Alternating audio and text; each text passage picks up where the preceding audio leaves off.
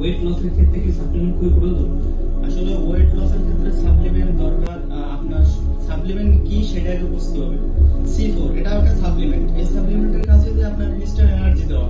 যেমন আপনি জিমে আইছেন, একদিন দুই দিন কি জিম করছেন, এখন আপনি ওইভাবে এনার্জি পাইতেছেন না, তখন সেজন্য আপনি C4 নিতে পারেন এনার্জির জন্য। আর যাদের এনার্জি ভরপুর আছে তাদের ক্ষেত্রে এটা দরকার নাই।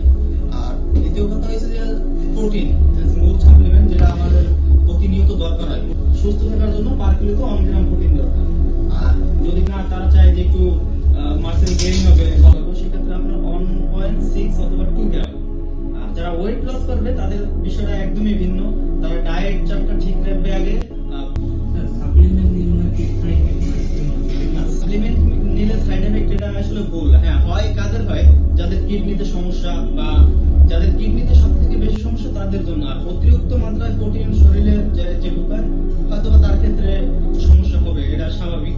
আর সাইড এফেক্ট হচ্ছে কি আপনার সম্পূর্ণ বডি, আপনার যদি কিডনি হার্ট কিডনি সবকিছু ভালো থাকে, তারপরে আপনার যদি ফুল বডি ওকে থাকে এবং সেক্ষেত্রে আপনি সমস্যা হবে না। আর আইসো 100 হচ্ছে ন্যাচারাল একদম, এই সাপ্লিমেন্টে কোনো